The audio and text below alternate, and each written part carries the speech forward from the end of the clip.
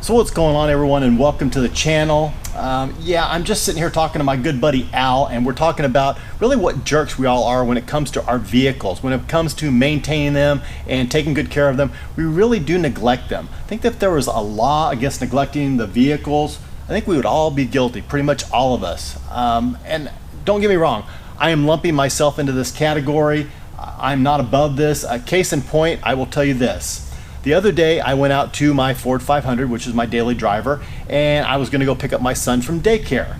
And it just so happened my wife wasn't home from work yet, so my vehicle's sitting there, and I could see the passenger side very clearly, and I could tell that the passenger side rear tire was very low. And so I pull the vehicle over here to the shop, I get my compressor out, I fill it up, and I make a mental note, okay, I'm going to check this tire because obviously I got something going on. There's a slow leak somewhere. I'm going to have to get that looked into. Lo and behold, the next morning, I go out to go to work. I'm in a hurry. My wife hadn't left for work yet, so her vehicle was there. I jump in the vehicle, start it up, back out, and yes, I have a flat tire. So much for that mental note. But really, it brings up a good point, and it got me thinking that really, if we were all doing what we should be doing with our vehicles, before we drove it each and every time, we would actually walk around the vehicle and do a physical inspection.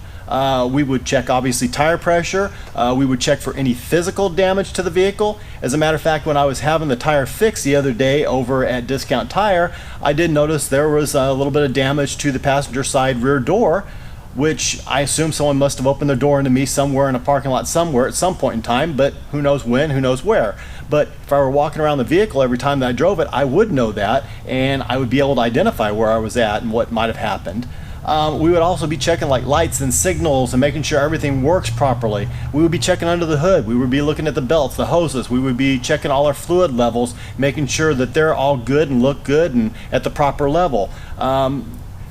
We just really do neglect our cars, and then we get upset with them when they won't start because that 6-year-old battery is no longer cranking over, or something goes wrong, or we need to put brakes or tires or what have you. It's all normal wear and tear that we really need to stay on top of and be mindful of, but we still get annoyed even though we really don't give our vehicles the proper care and the proper attention they deserve. Even when it comes to filling up with gas, I mean, a lot of people are this way. I don't do this as much or that often. Sometimes I do, but we get annoyed when we have to fill up with gas. It takes time, it costs money. And so a lot of us will run the vehicle down well below empty. I mean, you'll get it down to where that low fuel warning light is on. If you have the distance to empty computer that says like 60 miles to empty or whatever, you get it down to where it's like blinking at you. And that's really not a good thing for the vehicle. It's not good to run the gas tank that low. I'll take it a step further, and I would say that we're all supposed to get a regular physical every year and make sure that our bodies are in good shape and that we're taking good care of ourselves. You should really do the same thing with your vehicle. Find a mechanic that you know and that you trust, that you can take the vehicle to, and let them go through the vehicle top to bottom. The suspension system, the brakes, under the hood, all the belts, hoses, do a compression check, make sure everything is good and everything is copacetic on the car. That's really important. It could actually save you a lot of time and a lot of money and a lot of heartache down the road. Now, are we going to change? No, we're probably not, because that's the one thing. We're always in a hurry, and we always just want to be able to jump in, turn the key, and go. A lot of people don't even let their vehicles warm up, which I try to let my vehicles warm up for a little bit of time.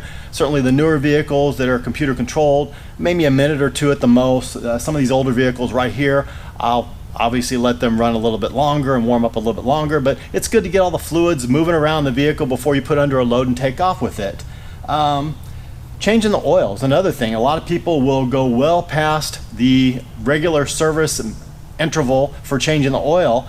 Me personally, I try to change my oil every 5,000 miles on my daily drivers. Certainly these vehicles here, they'll probably never see 5,000 miles in their lifetime with me, so I try to change oil once a year just to keep up on it. A lot of people think that's a waste and say, why do I do it? But the oil does lose its viscosity, and it's good to just stay up on the regular maintenance of things. So, again, people probably aren't going to change. I'm going to try to change. I'm going to try to do a little bit better, but it is very difficult in our day-to-day life. We're running around, we're doing things, we're busy, and you know what, 9 times out of 10 it doesn't bite us. But how many times have you seen someone driving down the road with a low tire and you're wondering, hey, don't they know that they have a very low tire, it's almost flat, or the bumper's dragging or something's hanging off the car or something like that? Didn't they notice that? Would they, if they would have checked the car when they first started driving the car or before they started driving the car, they would have figured out there was that problem and they wouldn't have that problem. So, yeah, it's one of those things. It's just, I don't know, a little pet peeve I thought I'd throw in and do a video. Now let me show you what's going on out back behind the shop. So here I am standing on some fresh asphalt. I just had this laid today and gonna let it kind of cure overnight. It's supposed to rain this weekend, but my plan is to build a shop here for my wife. Now, I've talked about this before. I've got this shop, I've got the workshop, and certainly between the two shops I have plenty of storage for vehicles, but I really don't like putting vehicles over at the workshop because it's the workshop and this is the toy shop. And I like having all the vehicles here on premise, so to speak. Right now my wife's two vehicles are over at the workshop, which I really don't like doing. I want them over here. So she's been talking about maybe wanting a she shed for a little while, so I thought, hey, why not kill two birds with one stone? So my plan is to build like probably like a 10 by 50 down there. It'll go up to maybe just behind me a little bit. So she'll have a place that she can store her two vehicles, and then she'll have a little bit of space for herself if she just wants to come out, get away, get out of the house, do her own thing, hobbies, whatever she wants to do, whatever she's into, she can certainly do that. And then we'll have a little area right here, just kind of a drive-off area. If we want to park a vehicle back here, we'll have room for that too. So it's going to work out actually very well, I think.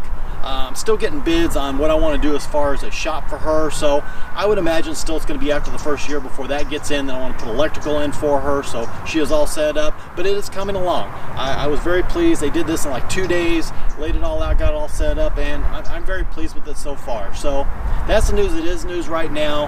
I know, again, it's still kind of filler videos and things like that. As you can see, it's just kind of dreary and ugly and not great weather. It's supposed to rain tomorrow, so again, we're riding out Mother Nature. We'll get there.